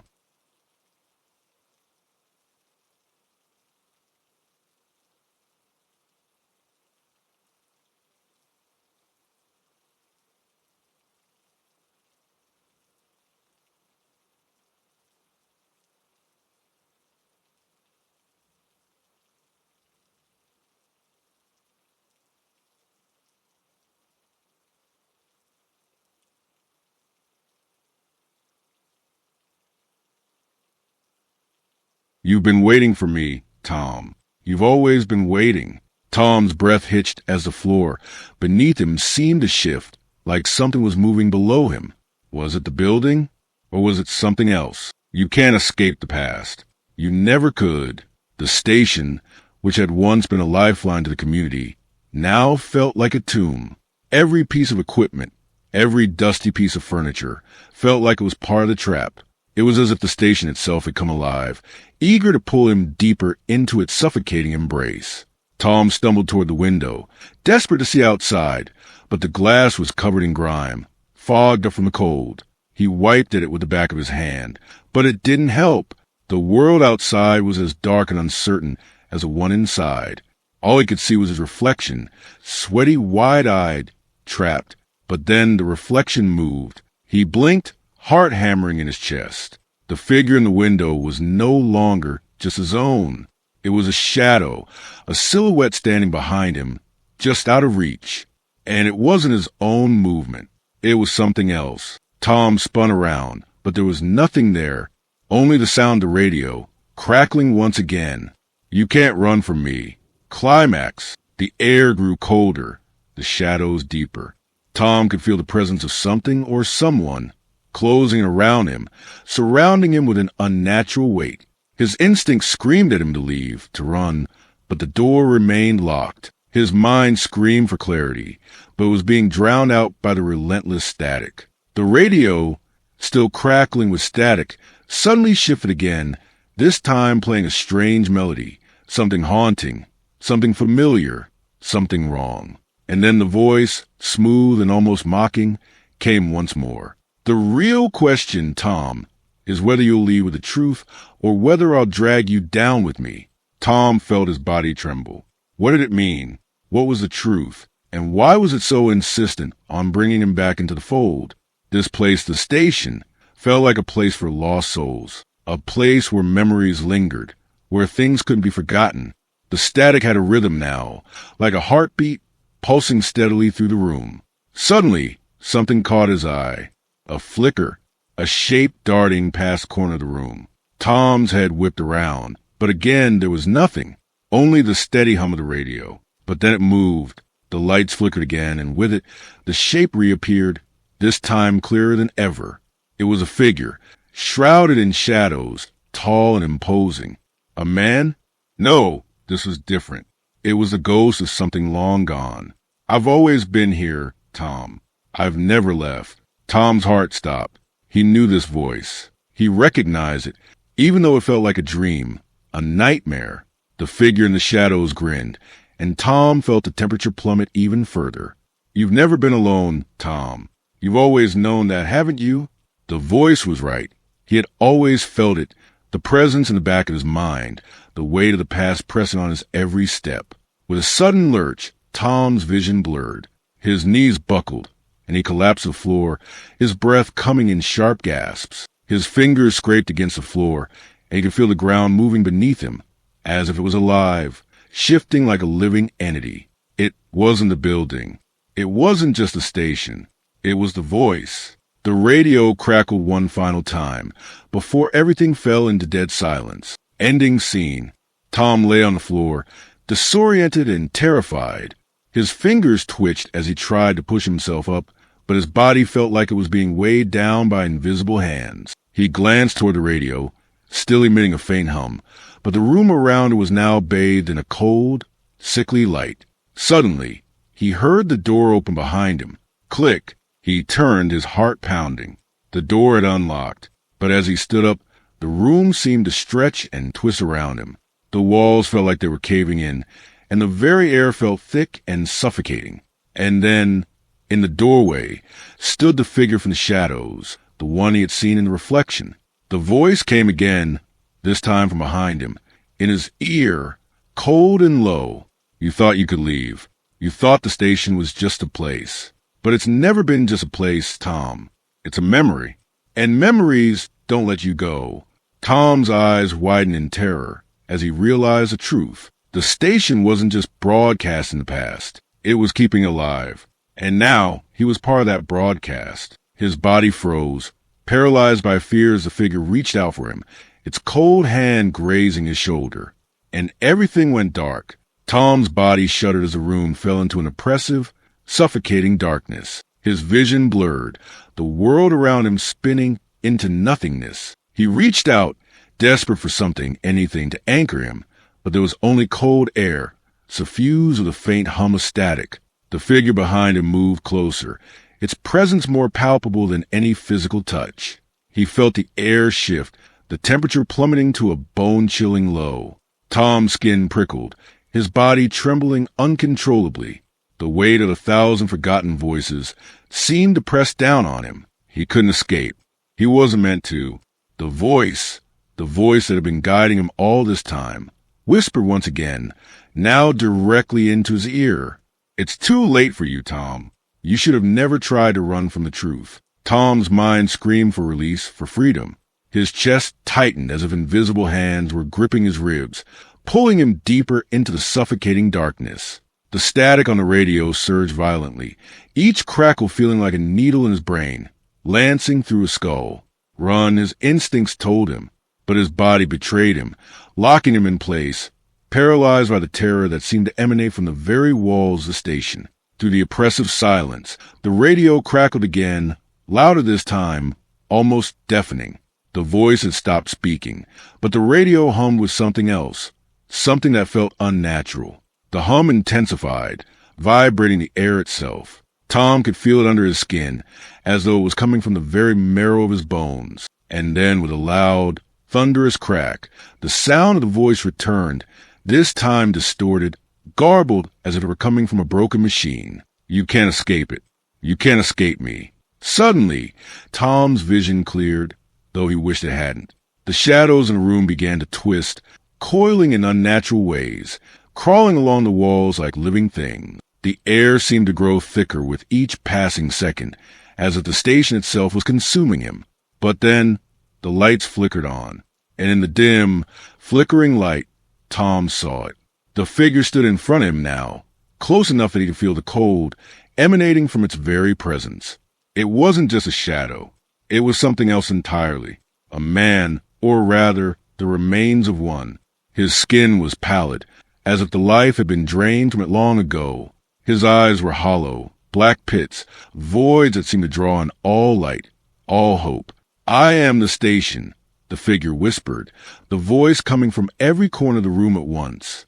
"I am the voice, the memory, the truth." Tom's knees buckled beneath him, and he fell to the floor, gasping for air. The walls pressing closer, the room shrinking with every passing moment. The figure took a step forward, its presence suffocating him.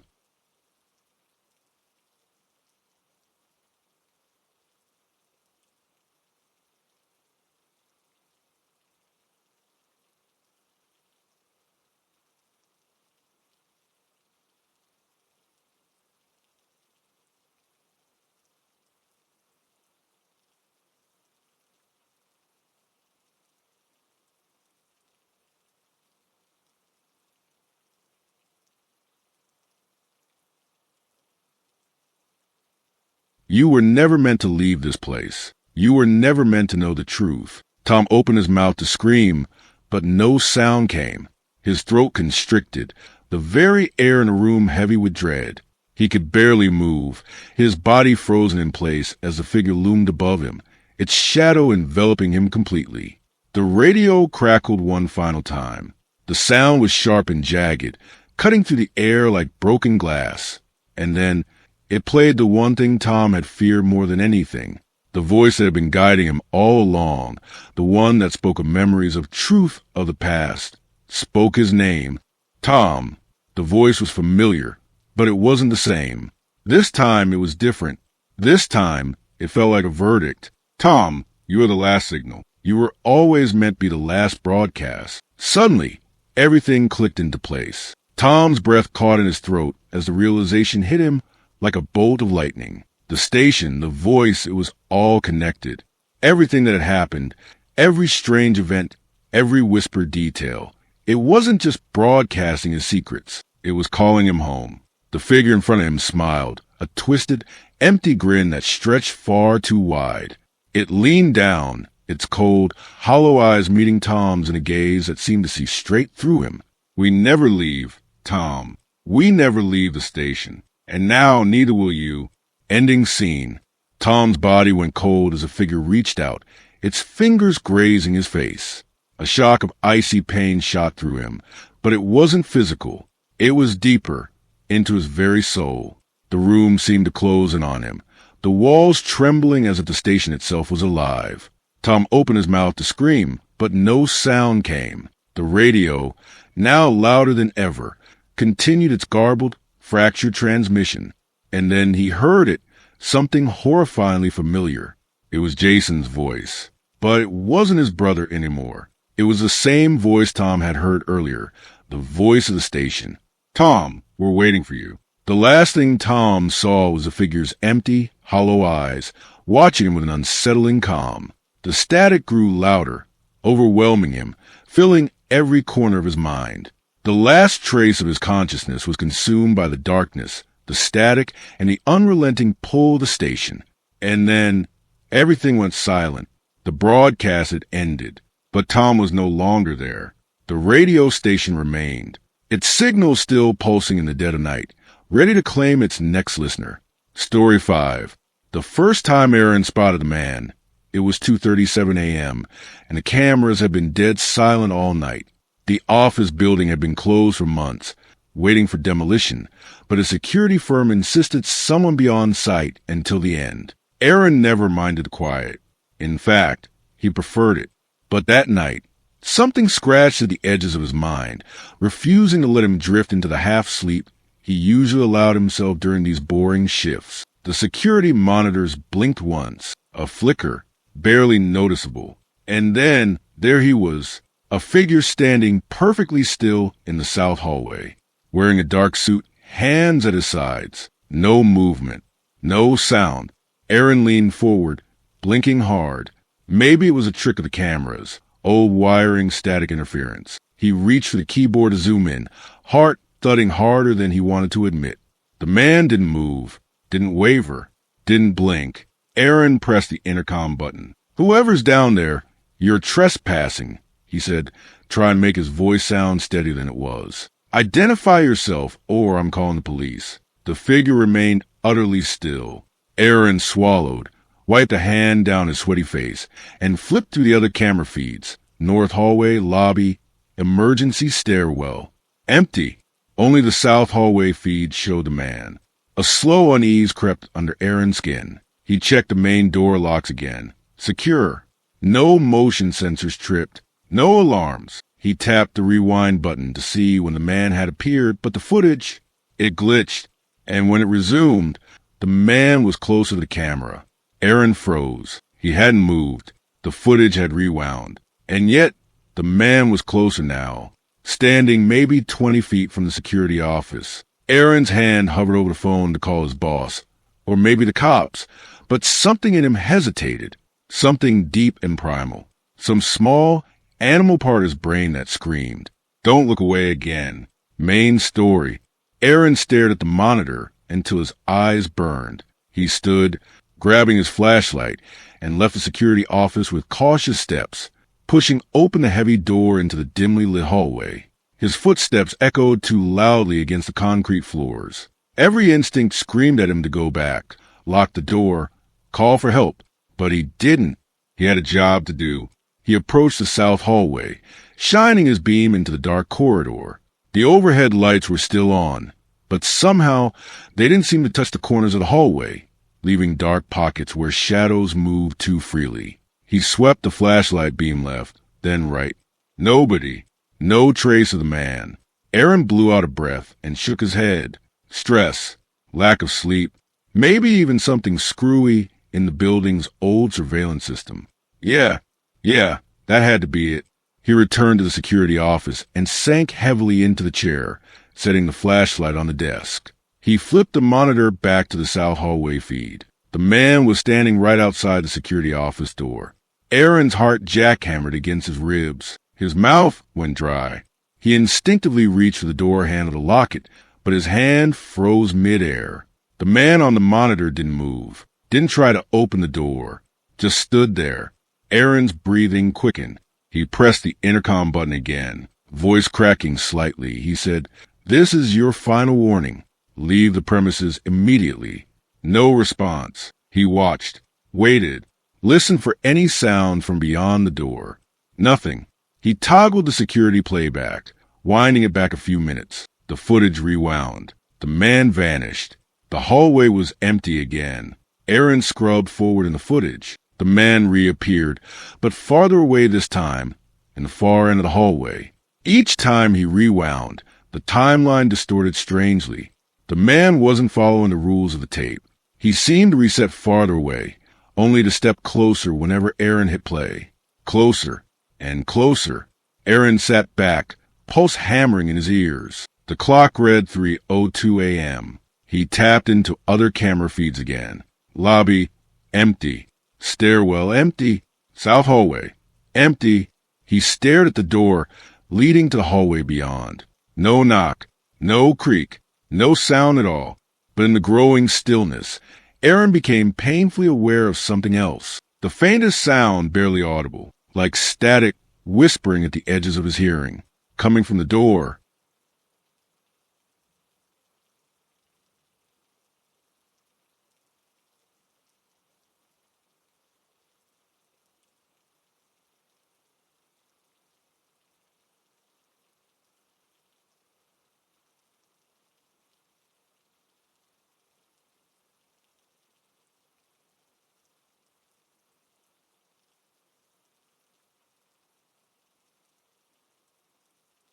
The door handle twitched, just the slightest movement, almost imperceptible. Aaron stumbled back from the desk, knocking over the chair. He grabbed his flashlight and pointed it at the door. The static grew louder. He could almost hear words in it, garbled, broken, like someone trying to speak through a dead radio. He took another step back, heart slamming against his chest. And then the door began to open, slowly, quietly. The beam of the flashlight shook in Aaron's hand, but there was no one there. The hallway stretched out, eerily still under the fluorescent lights. Empty. Normal. Aaron's gut twisted painfully. No, something wasn't right. He edged toward the door, every nerve in his body on fire, and peered into the hallway. Nothing. He turned back to the monitor. The man was standing inside the security office now. Aaron gasped and spun around, flashlight swinging wildly through the room. Nobody, but the air was heavy, charged, as if something unseen was watching him, just out of sight.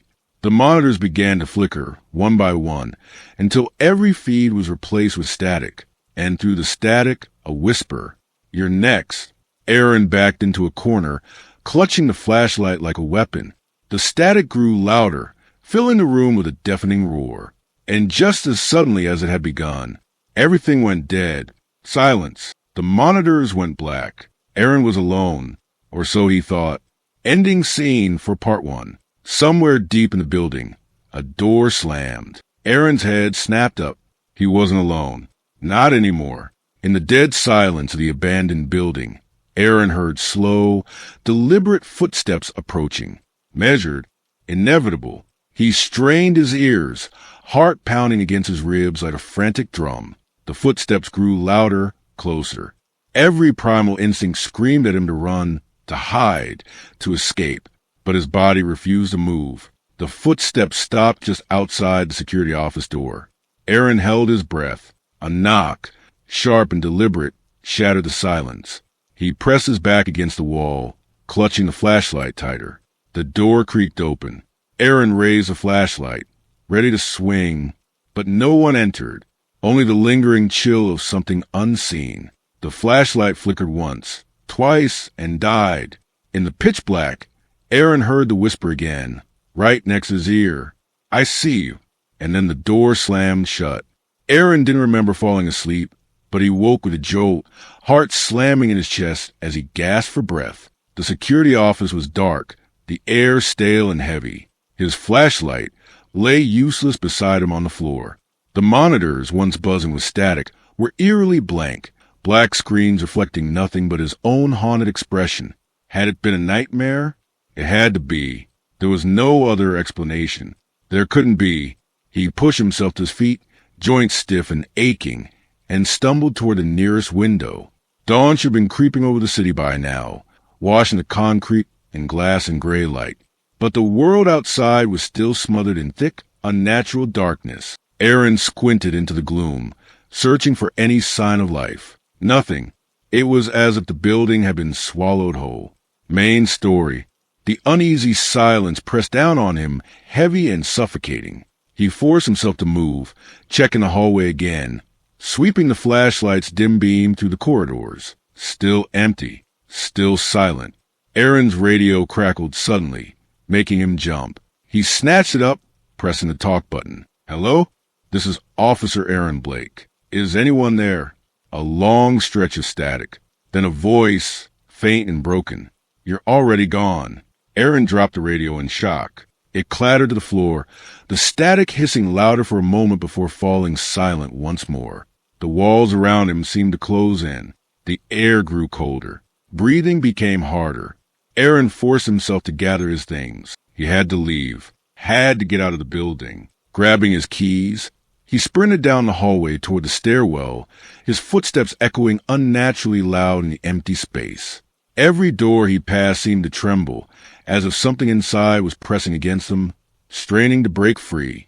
When he reached the stairwell door, he yanked it open and found himself face to face with a man from the monitors. Aaron stumbled back, heart leaping into his throat. But the man didn't move, didn't breathe, didn't blink. He stood there impossibly still, head tilted slightly to one side, as if studying Aaron with morbid curiosity.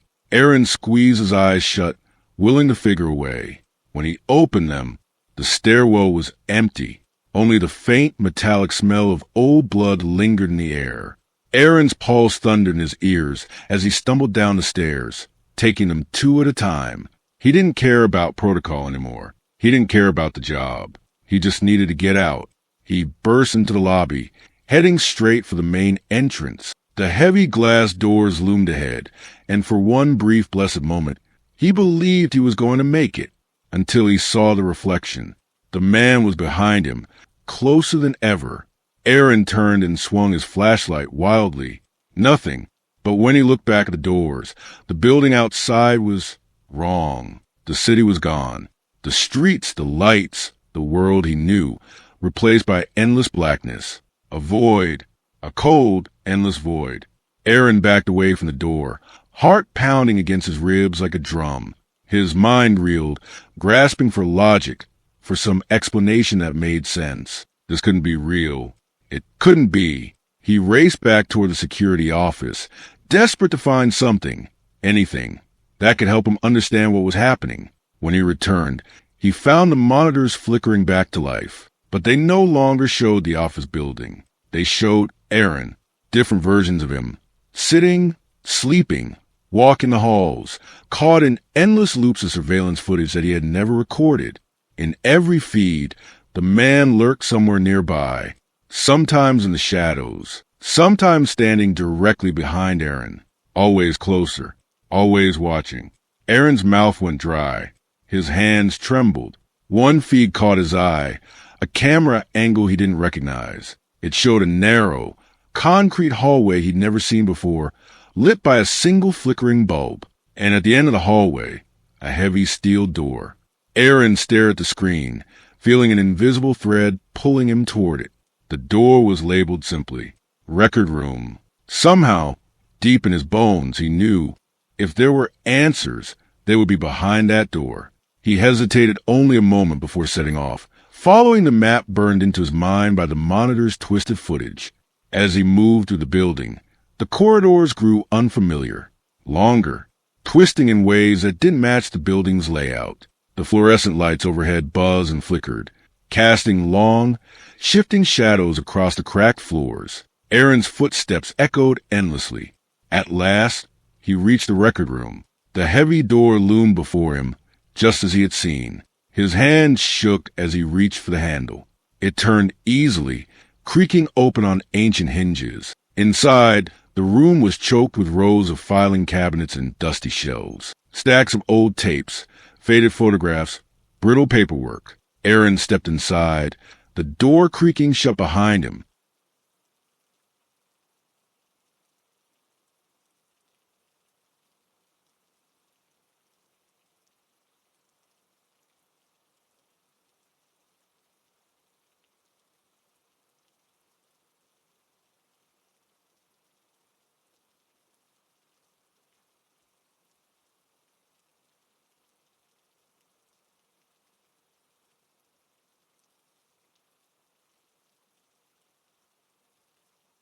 The temperature dropped sharply, his breath misty in the air.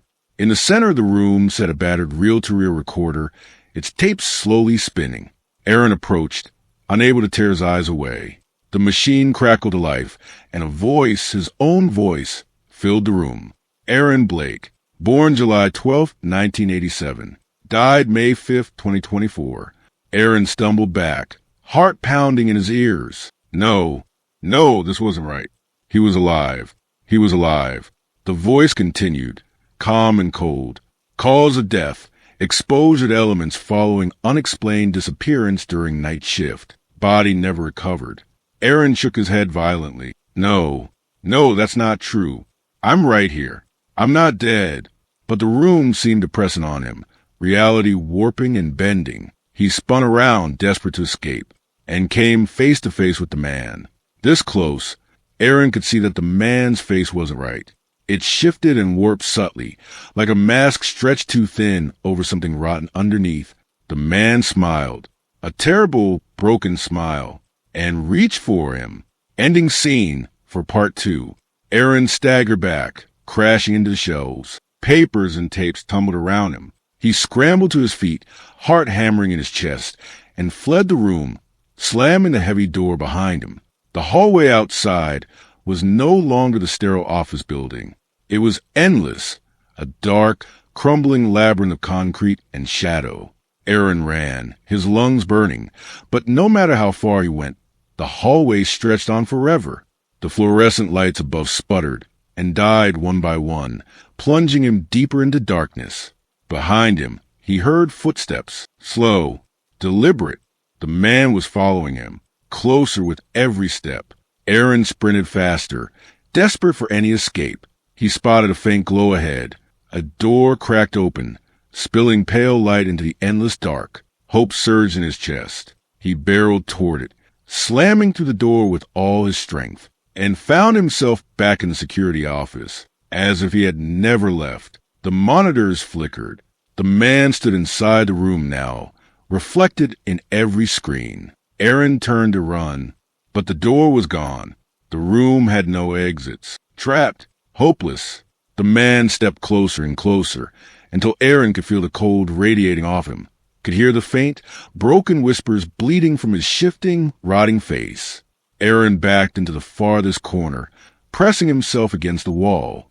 The man reached out, a single, withered hand brushing Aaron's forehead, and Aaron's world shattered into darkness. Aaron opened his eyes, but the world remained black. Not darkness like before.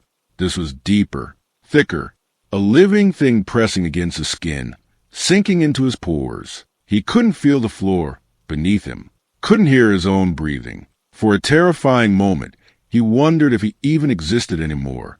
Then, faint, distant, he heard it. Footsteps, measured, unhurried, coming closer, coming for him. Main story. Aaron tried to move but found his body heavy, sluggish, as if he were wading through tar. Panic clawed at his chest. He stumbled forward blindly, arms outstretched, desperate to find something, anything, to anchor himself. After what felt like hours, his fingers brushed rough stone, a wall. He followed it, inching along, heart hammering in the oppressive silence. Every few steps, the wall would pulse, warm, then cold, almost like it was breathing. He wasn't alone. Aaron could feel eyes on him, dozens, maybe hundreds, watching from the suffocating dark. The footsteps grew louder. He turned a corner blindly and stumbled into a dimly lit hallway. The walls here were crumbling, ancient, covering graffiti that seemed to squirm when he looked too closely. Somehow, impossibly, he was back in the office building, or something pretending to be it. The fluorescent lights overhead flickered erratically. Shadows shifted along the corridor, moving when they shouldn't. The air reeked of rot and something metallic, blood, maybe. Aaron forced himself forward, each step heavier than the last. At the end of the hall, an elevator stood with its doors open, waiting for him. Above it, the floor number flashed. -13. Basement 13. A floor that didn't exist. He hesitated, dread pooling in his gut, but the footsteps were getting closer. He had no choice. He stepped inside. The door slid shut behind him with a sickening finality. The elevator shuddered and lurched downward, the overhead light buzzing and dimming. Aaron stared at the control panel. There were no buttons, no way to stop, no way to escape. As the elevator sank lower and lower, strange sounds filled the cramped space. Whispers, sobs, scratching at the walls. Aaron pressed himself into a corner, trying to make himself small. The elevator stopped with a jolt. The doors creaked open. Before him stretched a massive underground chamber, lit by flickering candles. Rows upon rows of monitors lined the walls, each one showing a different scene. An empty street, a playground at night, a hospital room, his old apartment. And in every feed, the man was there, sometimes standing in plain sight, sometimes lurking just out of view, watching, waiting. Aaron stepped into the room, drawn toward the monitors despite every instinct screaming at him to turn back. In the center of the chamber stood a massive cracked mirror. The surface shimmered, warping like liquid. Aaron approached slowly, and as he drew near, he saw the truth. The man wasn't some separate entity. He was Aaron, or a twisted version of him, hollow-eyed, rotting, grinning with too many teeth. The reflection moved on its own, lifting a hand in greeting. Aaron stumbled back, horror blooming in his chest. The monitors behind him flickered violently, and then the figure stepped out of the mirror, not just a reflection anymore. Real, solid. The rotting version of himself grinned wider, stretching his decaying face impossibly far. Aaron turned to run, but the room twisted around him, walls melting and reforming into endless corridors. The building itself was alive now, shifting to trap him.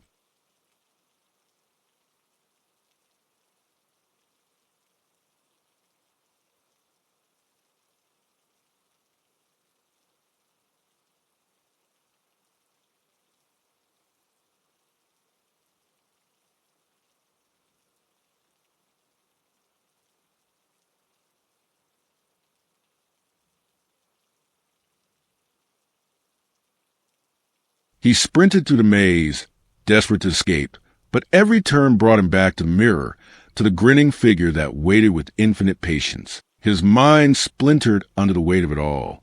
There was no escape. There had never been escape. He understood now. He hadn't survived that night shift. He hadn't survived at all. Aaron had been dead the moment he first saw the man on the monitor.